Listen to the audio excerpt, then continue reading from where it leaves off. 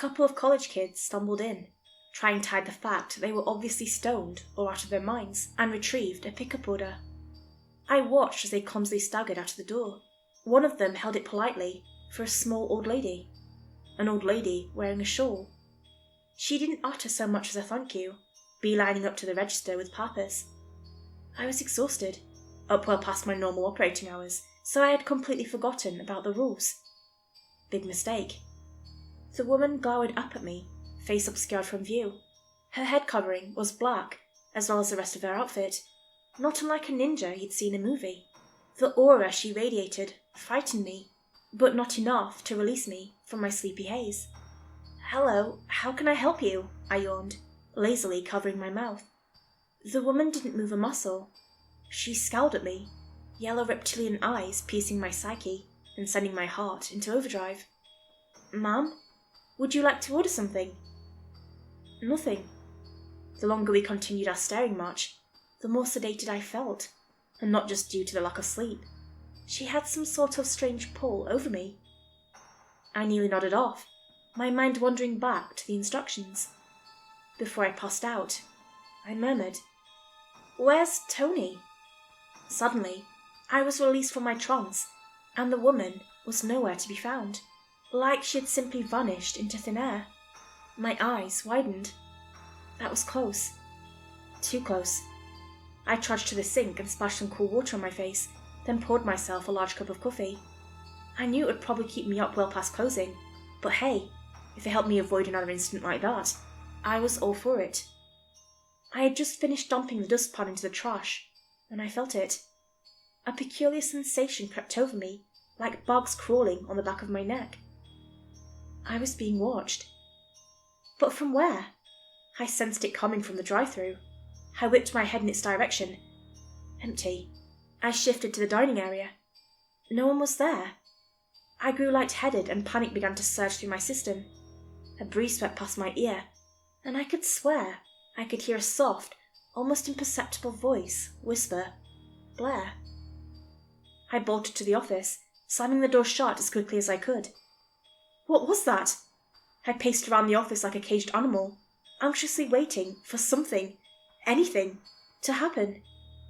After what felt like an eternity, it began to dissipate without incident. I sat there for a moment, contemplating if this was really the right career path for me. Was every night like this? I was snapped back to reality by static emanating from my headset. I ripped it off until the noise stopped. A bumbling male voice crackled through it. "Hey, is this place open?" he slurred, obviously under the influence. "Yeah, what do you want to order?" I was beginning to lose my cool. Between all the strange occurrences and the inebriated customers, my patience was wearing thin. "I'll have a filet-o-fish meal." Coming right up. I made my way back to the kitchen and began preparing his order. Who the hell comes to McDonald's at 1:30 in the morning for a freaking filet-o-fish? I grumbled, purposely dousing the sandwich in sauce. I served the man, hoping to be rid of him as soon as possible. "Thanks. Hey, is that a kid at the counter?" I turned my head, and sure enough, there he was. A mess of blonde tangles and deep blue eyes peered at me from the register. I sighed. "Yeah, I'll take care of him. Have a good night." A child, unaccompanied in my restaurant. Just what I needed. I began to approach the counter when Rule 7 bled in my mind like a tornado siren. I froze mid-stride. "Just ignore him, Blair. It's almost 2. You got this," I reassured myself, starting my closing duties early. That was easier said than done. The child began wailing, shrill, high-pitched screams, reverberating off the walls. He ran into the kitchen area, allowing me a full view of his tiny frame. The boy couldn't have been older than 6. His Pac-Man t-shirt looked well outdated, and he was filthy, as if he hadn't showered in years. He began tugging on my shirt, begging for attention. "Please help me, lady! I can't find my mummy!" he cried, tears streaming down his rosy cheeks. He was relentlessly pulling at my clothing. That was it. I'd reached my breaking point. If this child, monster, demon, whatever he was, planned on killing me, he could go ahead and put me out of my misery. I was done. Get out! Just screw off and leave me the hell alone! He immediately quit sniffling and straightened up, as if I'd flipped a switch. Red tinged his striking pupils. Dread began sinking into my gut. A malicious grin blossomed across his lips. You made the right choice, he growled, as he headed towards the exit. Weirdo kid, I mumbled, returning to cleaning. I finished up and waited around for 2 to hit, praying for a quiet, uneventful end to my first nightmare closing shift. Of course, my prayers went unanswered. I had a mere 3 minutes until I was supposed to clock out, when I spotted it. A dark red, viscous liquid oozing from beneath the stove. Great. Awesome. Just what I needed. I filled up a mop bucket in the storage closet and began sopping up the mystery fluid. If it wasn't blood, you could have fooled me. A persistent copper taste assaulted my tongue every time I opened my mouth. I gagged, forcing vomit back down my throat. The stuff just wouldn't stop coming. On my 3rd bucketful of sloshing crimson, I finally started gaining an upper hand. I mopped fervently as blisters erupted across my hands from all the friction of the wooden handle. All the not blood had been disposed of. I breathed a sigh of relief, careful to avoid splashing myself, as I dumped the last of it down the drain. I'd done it.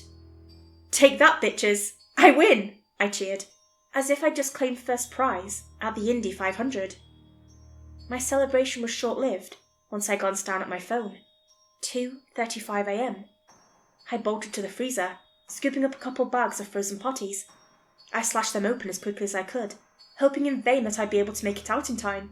I dumped their contents on the grill, then turned to toss the packaging in the trash.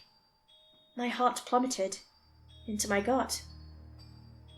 A man stood before me. His black dead eyes matched that of the small mask encompassing the top half of his face. Wispy red hair sprouted from his floppy hat. A matching tattered black and white striped uniform framed his features, accompanied by a dingy red tie dotted with images of burgers. He grinned at me, jagged rotten teeth undulating through my entire body. He spoke, a rough, gravelly voice shattering the tense silence. Look, I know you're new here, so I'll spare you this time. But if I ever catch you in here this late again, I won't think twice about increasing my calorie intake. His wicked smile exuded a malevolent hunger that still haunts my nightmares. A wet grey tongue wormed its way around his cracked, withered lips. I felt like a mouse about to be devoured by a rattlesnake. He scowled at me. What are you still doing here? Get out!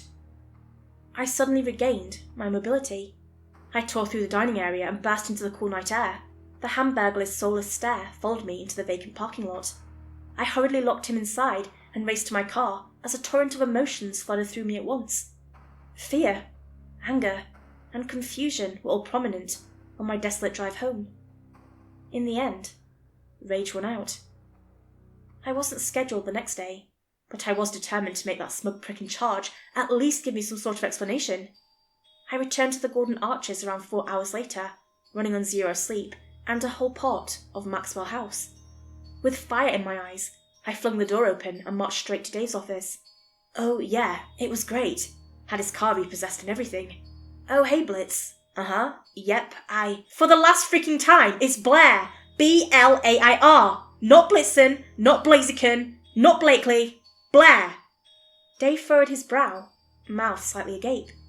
Yeah, Jim, I'll have to get back to you. He ended the call and furiously pocketed his phone. Do you even know who that was? I mean, why the hell do you think you can just storm into my office like this? No, you listen to me, Davy boy. I've just had the worst night of my life. Every weird thing that could have happened, happened. And you don't care one bit. I see you've become acquainted with our more troublesome clientele. Yeah, I have. And I'm not dealing with that crap again.